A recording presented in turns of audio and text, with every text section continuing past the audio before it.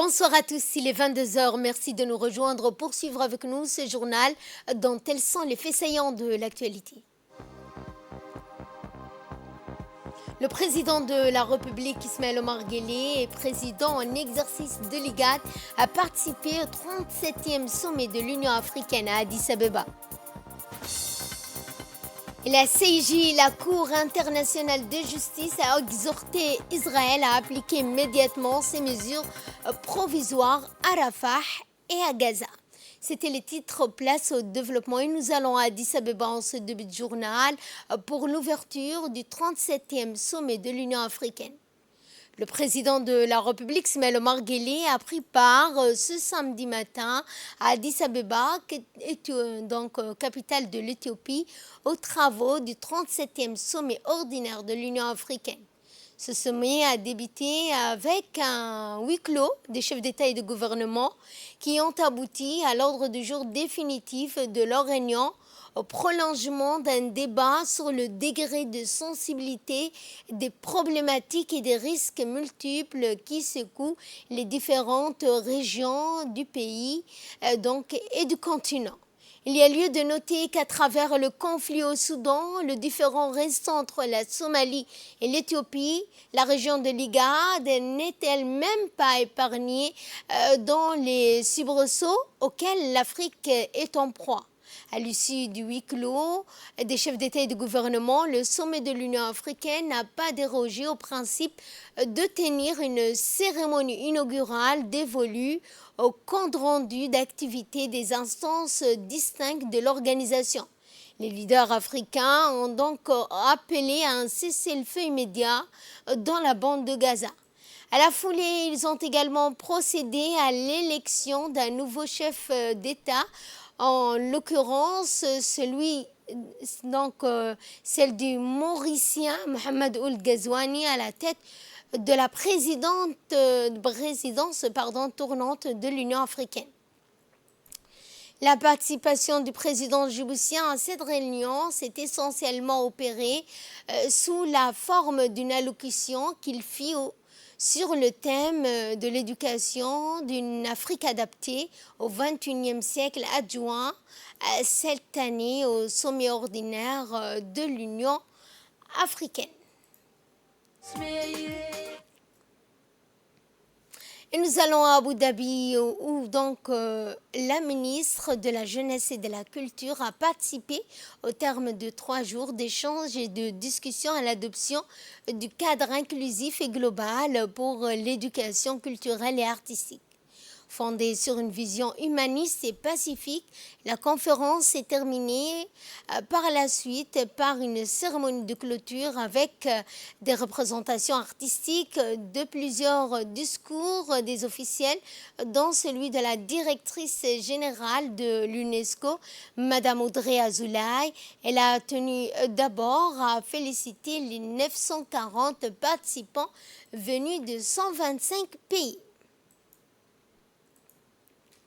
Santé, cette fois dans la continuité des activités de sensibilisation des jeunes étudiants sur le diabète, le Centre des jeunes diabétiques de Djibouti a marqué ce mercredi un jalon significatif dans sa mission de sensibilisation de prévention du diabète chez les jeunes.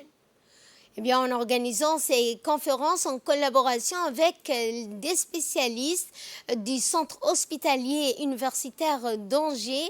Rappelons que ce centre des jeunes diabétiques djiboutiens fondé et dirigé par le pédiatre diabétologue, le lieutenant-colonel Abderrahmane Moumine Douxier. Cette initiative conjointe a réuni une expertise diversifiée alliant également les connaissances locales et internationales pour aborder les défis complexes posés par le diabète chez les jeunes. Les spécialistes du CHU d'Angers ont apporté leur expérience clinique et leurs recherches de pointe pour enrichir les discussions et fournir également des perspectives globales sur la gestion et la prévention du diabète.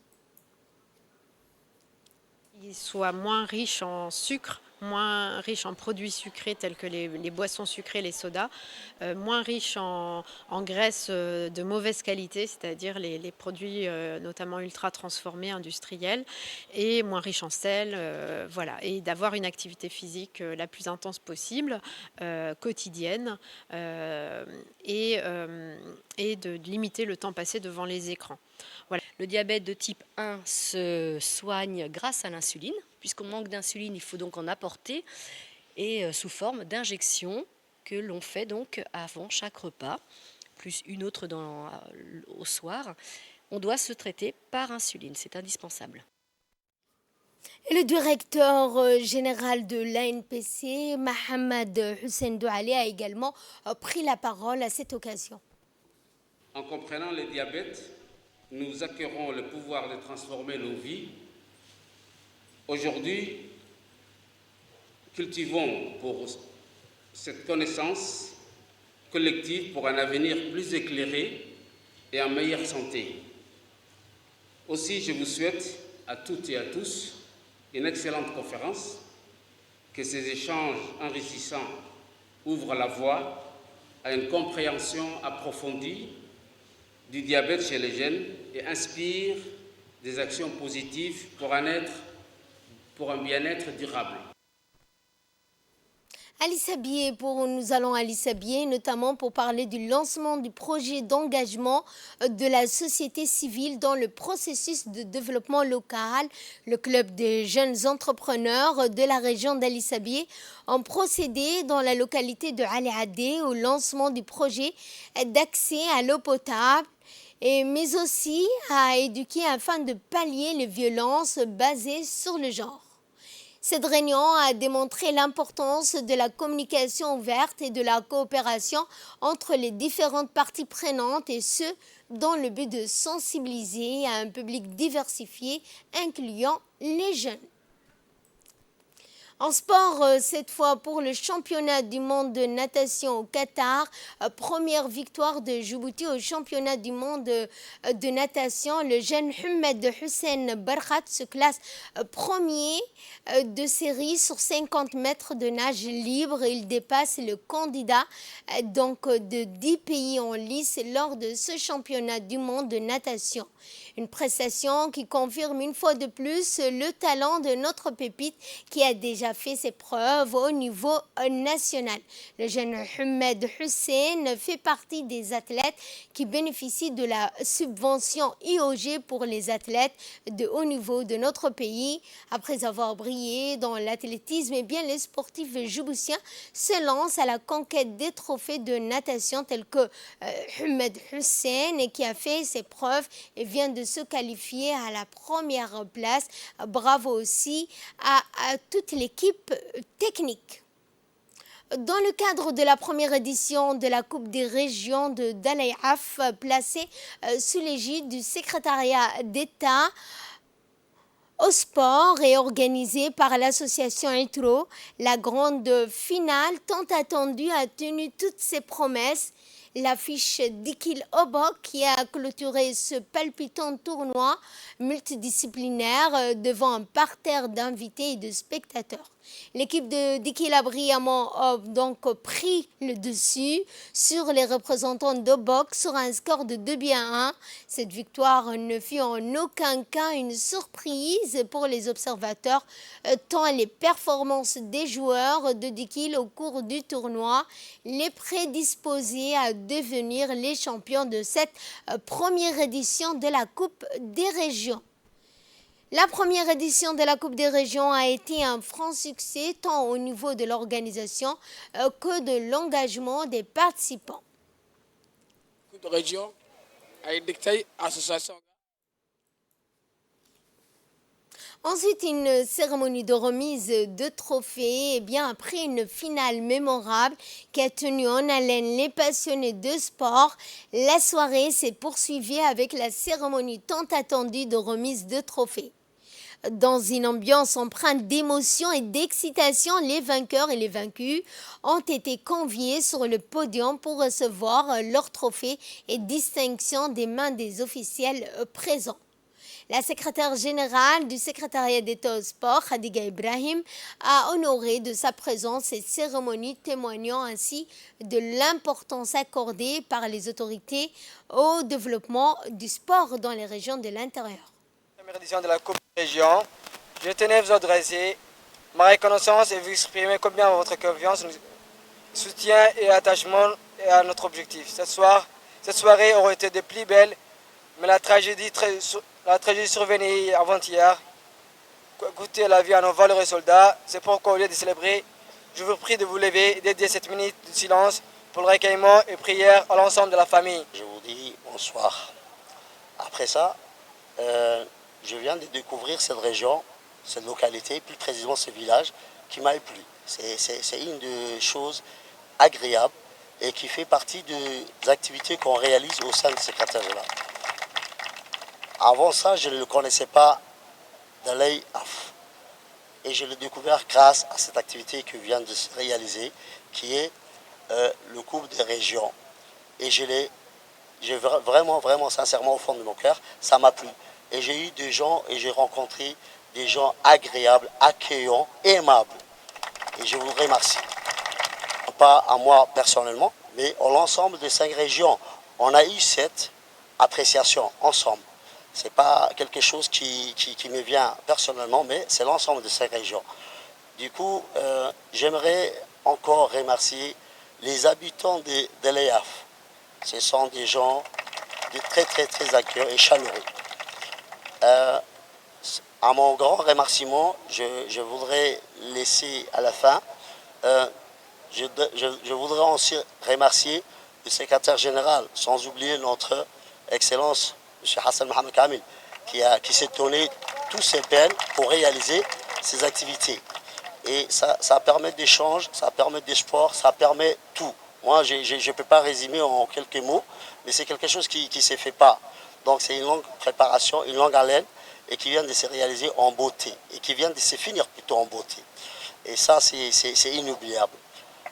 Je voudrais remercier le SG, Madame Khadiga. Personnellement, c'est une femme dynamique. Elle était là nuit et jour, présente. Elle venait le matin comme si elle-même, elle jouait. Elle s'est renseignée auprès des jeunes régions qui venaient de différentes régions, leur situation, s'ils ont mangé, s'ils ont bien dormi. Et c'est là, c'est pas quelque chose de facile, sincèrement. C'est pas. Et à l'issue de cette cérémonie de remise de trophées, nous avons recueilli pour vous ces quelques réactions. Tout d'abord, celle du préfet adjoint de la région. Donc, il a souligné que donc, le fait d'organiser ce genre de tournoi, c'est d'abord, bien sûr, donc, de lier, de faire un lien c'est un lien de tissage, si vous voulez, donc, entre les différents jeunes, entre les jeunes de différentes régions. Et là, donc, nous souhaitons à ce que donc, ce genre d'événements puissent continuer dans la durée et d'organiser donc, dans chacune des régions pour solidifier ce qu'on appelle la solidarité nationale. Je suis vraiment content d'être parmi vous ici. C'est une fierté pour la région que nous représentons. C'est une fierté personnelle pour moi d'être ici à Dalaï. Et je voudrais ici dire un grand merci vraiment à l'association UTRO qui m'a invité donc, à se joindre à eux. C'est toujours un plaisir. Donc UTRO, dans la région de Dobok, c'est pour moi la seule association qui organise des manifestations de telle ampleur. Et c'est d'autant plus que pour la 6e édition qu'ils organisent ce genre de compétition, même si cette dernière est la première édition de Coupe des régions, je voudrais à cet égard, en mon nom et au nom des élus de la région de Bok, dire un grand bravo à l'association UTRO. Je voudrais également dire un grand merci à tous les jeunes qui sont venus de différentes régions. Je voudrais qu'on applaudisse à tour de rôle les jeunes de Ali Sabih, le jeune de Dikhil, le Okaroua, le jeune de Tadjoura, le jeune de Arta aussi, et les Obokois qui sont chez eux ici. Et je voudrais, à travers mon message, donc remercier également leurs autorités qui les ont accompagnés pour venir ici, et en premier lieu, tous les préfets des régions et tous les présidents des régions qui étaient enthousiastes à ce que leurs jeunes viennent visiter Dallaï. Je leur dis d'ici un grand merci. Je vous le disais en début de journal, la Cour internationale de justice, la CIJ, a exhorté Israël à appliquer immédiatement et efficacement les mesures provisoires qu'elle a ordonnées le mois dernier pour prévenir un génocide à Gaza. La Cour a déclaré que la situation périlleuse à Gaza et à Rafah, ville à l'extrême sud de l'enclave palestinienne, exige l'application immédiate et effective des mesures provisoires indiquées par la Cour dans son ordonnance du 26 janvier 2024. La Cour souligne également que l'État d'Israël demeure tenu de respecter pleinement ses obligations en vertu de la Convention sur le génocide et du dit décret, notamment en garantissant la sûreté et la sécurité des Palestiniens dans la bande de Gaza, déclare l'organe judiciaire principal de l'ONU. Pretoria a quant à elle porté l'affaire du génocide contre Israël devant la CIJ fin décembre et lui a demandé d'accorder des mesures d'urgence pour mettre fin à l'effusion de sang à Gaza, où plus de 28 775 Palestiniens ont été tués depuis le 7 octobre 2023. C'est sur ce point que ce journal touche à sa fin. Merci de votre fidélité. Excellente soirée à toutes et à tous.